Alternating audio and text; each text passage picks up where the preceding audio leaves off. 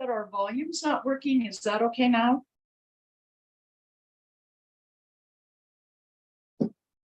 Let me check. I'm sorry, everybody. We just got a message that you can't hear us. And so I'm wondering if you can.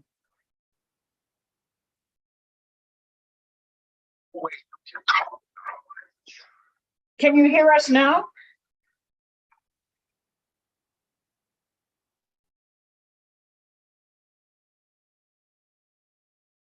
Okay, I think you can hear us now. I hope. I apologize, everybody. We just got a message that our volume was not so good. Okay, so let me just give you a quick give you some context as to what we're going to talk about tonight, because we're principally going to introduce to you a new campaign that CODEPINK is working on. So in the last days of the outgoing Trump administration, then Secretary of State Mike Pompeo added Cuba back onto the list of state sponsors of terrorism after it had been removed from the list in 2015 by the Obama-Biden White House that had certified, White House had certified that, one, the government of Cuba has not provided any support for international terrorism during the preceding 6-month period, and two, the government of Cuba has provided assurances that it will not support acts of international terrorism in the future. Trump's re-designation of Cuba to the list was purely a political move to please conservative Cuban-Americans. The excuse was that Cuba was purportedly providing safe haven for Colombian insurgents, but those insurgents were in Cuba because of the island's role in facilitating the historic peace accords, between the Colombian government and guerrilla groups. So this is really like a catch-22 for them. Insurgent activity years ago during Colombia's civil strife does not fit the definition of international terrorism, and the guerrilla representatives were in Cuba as part of an internationally recognized peace process. By being on this list, Cuba is subjected to a series of sanctions and international financial restrictions that limit the nation's ability to carry out critical financial transactions, including those needed to advance its efforts to combat the pandemic and reboot its economy. So this is something really heavy for conversation tonight. Yes, what makes a terrorist? And we would argue, as our friend Vijay Prashant says, that Cuba is not a state sponsor of terrorism, it's a state sponsor of healthcare, international healthcare. So Medea, let's talk about this campaign. And some of you that are watching may have already received our email from CODEPINK to sign on, and we will put the link into the YouTube chat and the Twitter chat for you. But let's talk about what makes presumably Cuba a terrorist state and why we at CODEPINK believe it's not, and nor do many Cubans believe it's not. Well, first, let's start out by saying the U.S. should not be having its own list of things of terrorism. In a more objective sense, the U.S. would be on that list. And, you know, it really should be up to international bodies like the United Nations to determine that. It is purely political for the United States. And in the case of Cuba, Cuba was put on the political reasons, taken off the list during the Obama administration for political reasons, put back on the list by Trump to curry favor with right-wing Cuban-Americans and try to get more votes in Florida. And then Biden came in. And we all thought that Biden was going to follow the path of Obama, which is normalize relations with Cuba, which he campained on. Absolutely, Terry. Among Cuban-Americans. Yes, and it was very popular when Obama did it. It was popular among all sectors of the population, including the business sector that wants to trade more with Cuba. And so Biden came in and we thought, oh, you know, within the first week, he's just going to lift this because this is something you do by executive order, not a vote in Congress at all. It is up to the president. So Biden didn't do it. A month went by, another month went by, a year goes, still hasn't done it. Now, recently, he took some very tiny baby steps to ease some of the problems in Cuba and Cuba-US relations, but they were very baby steps. saying that US airlines could go to more places than just Havana. Just think about that, Terry, that the US is telling US airlines what cities in Cuba they should be able to fly to. It's absolutely insane. Well, it's like telling us if we go to visit, we can't go to the beach. We we're tourists. right, we still are. He made it a little easier to go to Cuba by reinstating what's called people-to-people ties, but you still can't go to Cuba as a tourist. If you go and lie on the beach and swim in the beautiful Caribbean Ocean, you are violating the law. US law. The US law. Yes, make that very clear. Cuba law. Yeah. Not the sovereign law of the state of Cuba. People are doing, US citizens are doing every single day because we realize how ridiculous it is. And the Biden administration is not going to go knock on your door and say somebody saw you swimming in the Caribbean. But nevertheless, it's on the books and it scares people away. And that's, a lot of the reason for doing it. He said that Cuban-Americans living in the US no longer have a cap on the amount of money they can send to their relatives, but they still haven't reopened Western Union. The US has still kept those restrictions, so there's really no easy way to send remittances. And in all over the world, people in poorer countries migrate to richer countries to work to send money back to their families. All over the place. And sending money back to Cuba is a very difficult thing to do. And it's part of this idea of just strangling the Cuban economy, which the US wants to do. And with the intention of making life so bad for Cuban citizens that they presumably would want to change their life. Well, right. The government. Of course, what happened in 60 years? What's the definition of insanity, right? That you keep doing the same thing over and over and expect different results. Well, that's what the US has been doing. And of course, now they think, get Cuba while it's down. And Cuba is down. I mean, let's face it, COVID hit Cuba very, very hard because they shut down the country to tourism. And tourism was a very important part of their income.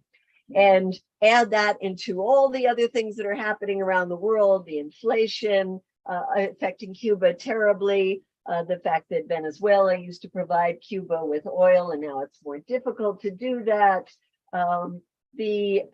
And all of the sanctions that the Trump administration imposed on Cuba have made life very difficult. And so when there was he imposed sanctions on top of the sanctions. On top of the ones that already existed, And then when people came out on the streets last year on July 11th to protest the lack of food and medicines, the outages of electricity in certain provinces, that was greeted by Cuban-Americans and conservatives in the US of saying, now, yes, we're going to see the uprising. We're going to see this overthrow after 60 years. And it didn't happen. Now they say it's because Cuba cracked down so hard on the protesters.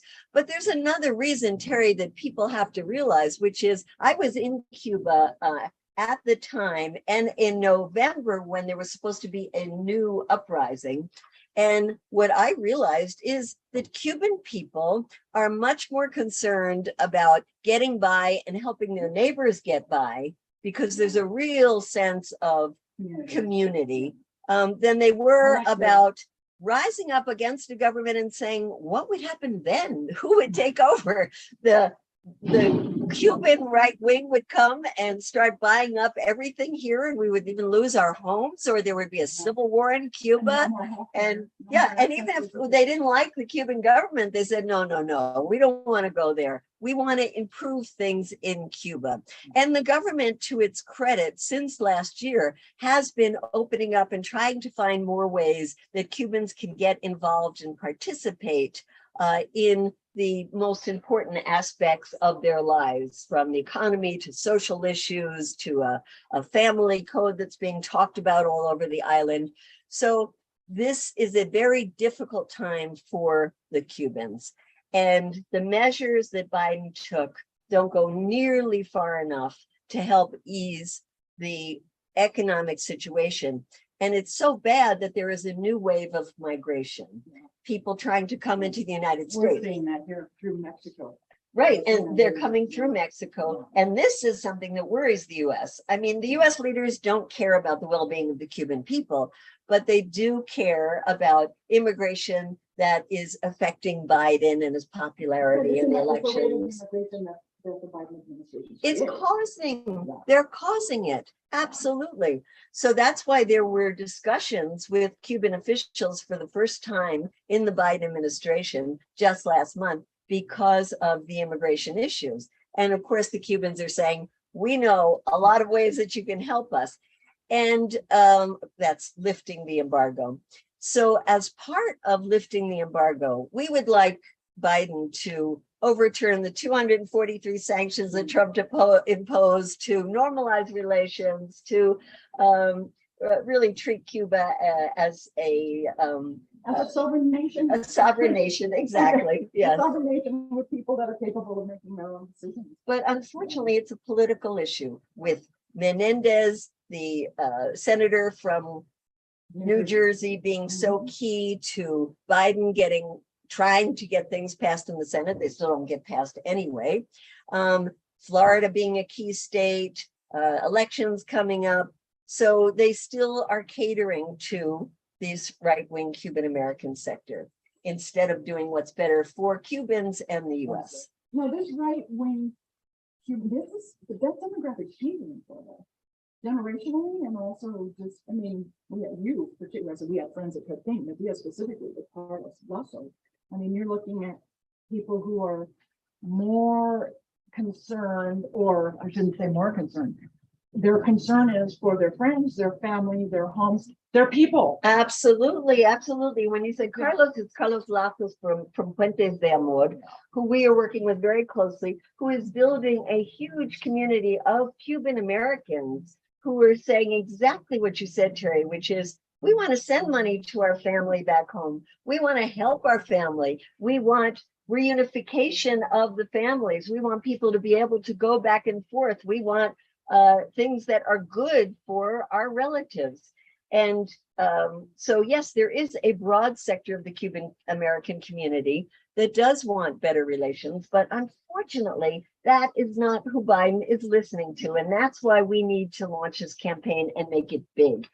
And the reason we chose this issue of being a state sponsor of terrorism is because this is such a key issue to Cuba being able to trade with any country, not just the US, with anywhere.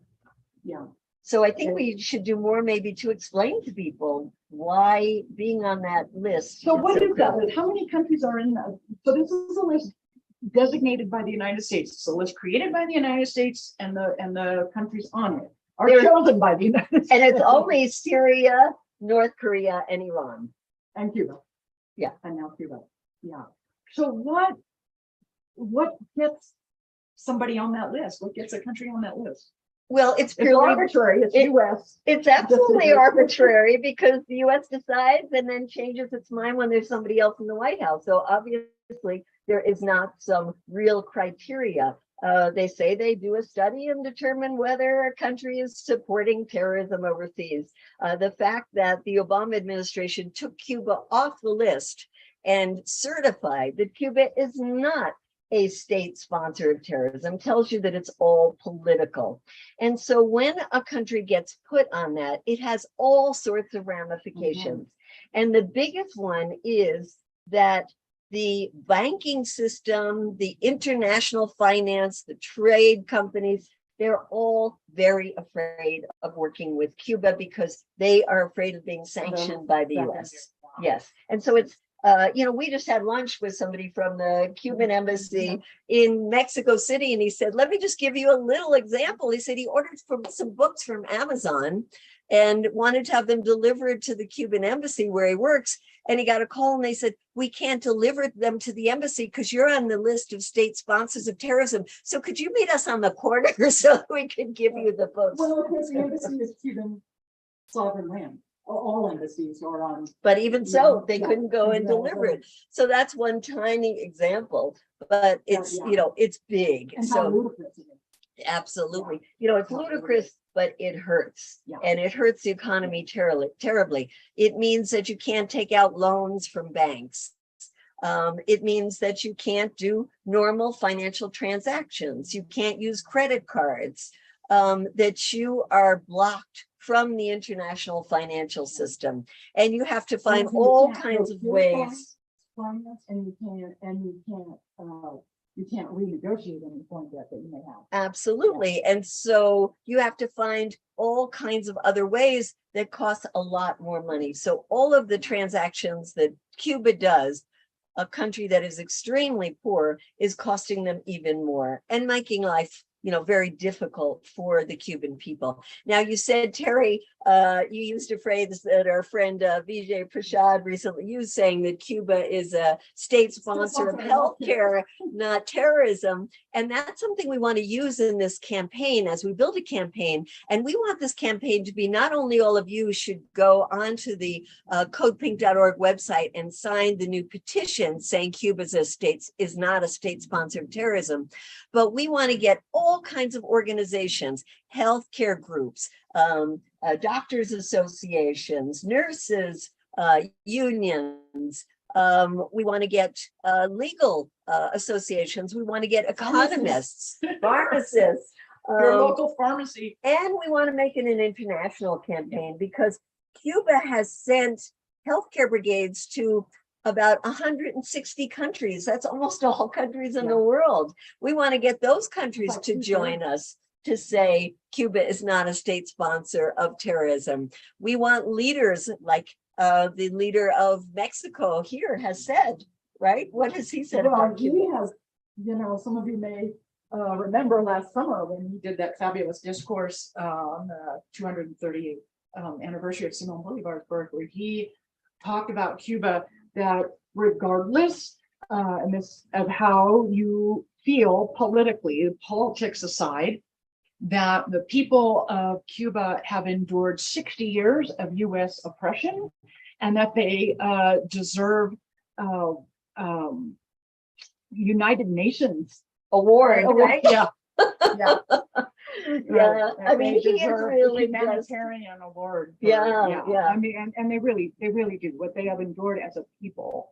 He believes in lifting the blockade fully and incorporating them fully into the Americas. But he believes in more than just Cuba being fully incorporated too. Well, and the fact that he refused to go to the Summit of the Americas because Cuba, Nicaragua, and Venezuela weren't invited, I think gives us the opening for this campaign.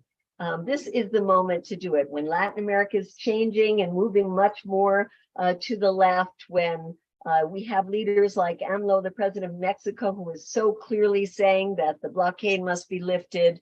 And when you have changing demographics inside the Cuban-American community in the United States, I think we won't get this until after the elections in November, but we have to build the base for that.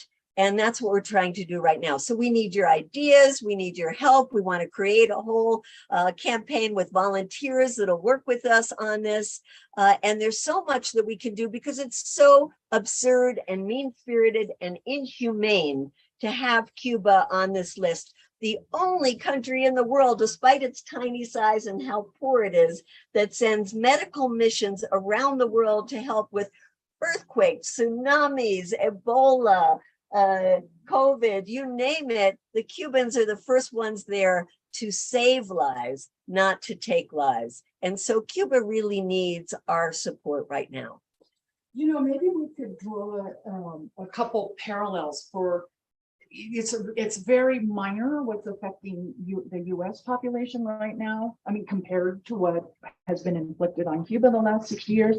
But you look at our own country, our own friends and family who are, you know, we're all kind of screaming that because of the sanctions on Russia, our gas prices are going up, domestic prices inside the United States, and people are really upset about that and the inflation that is causing. Now imagine living with that for 60 years and just having it continually by external forces and external decisions compounded year after year after year. Yeah, So it's just a you're right. taste of what It's we're feeling at the exactly. It's a little bit, and you realize how up in arms people are Yeah. here about the prices they're paying at the gas pump. Well, I can and the say grocery here in store. Mexico, Yeah, people yeah. are driving across the border from California and Texas, coming Although into there's Mexico. inflation here too, and they're not happy about Yeah, that that's true. either. It's really happening all over the world. But you're right. Cuba's been dealing it with 60 years for 60 years. But you know, Terry, we were in Cuba during the Obama time when they lifted those many of those sanctions. Yeah. And there was just a spirit of optimism that was so beautiful. And it was a win-win situation. There were businesses in the US that were flocking to Cuba and making deals with Cuba. There were really great people from Hollywood going to Cuba and shooting films there. There were lots of tourists going, and they loved, look, I've never met a tourist who hasn't adored Cuba. They love Cuba. And so it was a real sense of things are going to improve. Our lives are getting better. Human response. Exactly. Across the hemisphere. Yeah. Because all countries in the hemisphere of the Americas were like, regardless, again, of their diplomatic relations and politics, everyone was like, we're all included. Well, that's very We're important all you bring included. that up, because It was huge. when Biden now has done such a bad job at the Summit of the Americas with all of these different leaders boycotting it, and he sees the move to the left in Latin America, and he wants to have some influence in Latin America. He's going to Colombia soon. Yeah. He's going to be getting an earful like he just probably did from the Mexican president saying, you have to change your position on Cuba. Everybody around the continent is saying that. People in the Caribbean are saying that. And so that's why I think that after November, we're going to have the possibility of really forcing Biden's hand on this. And the lifting of the state-sponsored terrorism is exactly the perfect campaign to do right now. And so if people want to get in touch with us, they can write to us at info@codepink.org and say that you'd like to work with us on this campaign, or you've got some ideas that you want to plant for us, some people you think would be excited about working on this. This is really going to be a fun campaign. We're going to get so positive. Yeah, it's really positive, and it's a simple message, and it's a simple message. It's a strong message, and it's a very simple thing for the president to do. It does not need an act of Congress. This is something that can happen tomorrow morning on the president's desk. It can happen that quickly, and should in our but yeah, it's a great project, and an easy project, and we just want to motivate and mobilize as many of you as possible. It's a really pretty simple, straightforward thing to support, and then let's all go to Cuba. yes, and we'll be having a trip in October and another one in November. So stay in touch with us, and yes, let's go to Cuba and let's get Cuba off that ridiculous list that it should never have been put on. So what else should we say before we close? Can I mention one quick thing? Because I think what we've talked about tonight kind of ties in one specific couple other countries in the hemisphere, but specifically, when we talked about putting Cuba on the state sponsor of terror list, what that allows financial institutions to do, what sort of sanctions and blockading that allows to happen. This is why in March of 2015, President Obama declared Venezuela an extraordinary threat to US security, because once he declared that, then the whole sanctions regime was allowed to start. So this is how it's done. For Cuba, it's been 60 years. 60 years they've survived it. But those are the tools. This is what the US government does. And it sets the stage to implement a sanctions regime. So what else should we mention? Well, I think that's it. I think we want to get people involved, and we want to get this campaign to be like the campaign we had to get the Nobel Peace Prize for the Cuban medical missions, which we got people from all over the world signing up for that. And it was really a beautiful global effort that inspired the Cuban doctors and nurses themselves. And it made people learn more about it and appreciate these international missions. And that's why I think on this campaign, it is very important to show that Cuba is a state sponsor of healthcare and not of terrorism. So yes, I think we just want to get people enthused and have them work with us. So come work with us and come to Cuba with us. We do both. So, okay, everyone, thank you for joining us this week. I want to remind you, you've been watching What the F is Going On in Latin America and the Caribbean, CODEPINK's weekly YouTube program of hot news out of the region. You can catch us at 7:30 p.m. Eastern on CODEPINK YouTube Live every Wednesday. We can also be found on Apple Podcasts, Spotify, Telegram, and radindiemedia.com. And be sure to catch CODEPINK Radio every Thursday morning, 11 a.m. Eastern, on WBAI out of New York City and WTFW out of Washington, D.C. And again, you can catch CODEPINK Radio also on Apple Podcasts and Spotify. So if you miss the live broadcasting, there's always a place to hear it. And we'll see you all next week. And please be sure to join us in this campaign. We look forward to working with all of you going forward. Thank you so much, Terry. Thank you, everyone. We'll see you next week.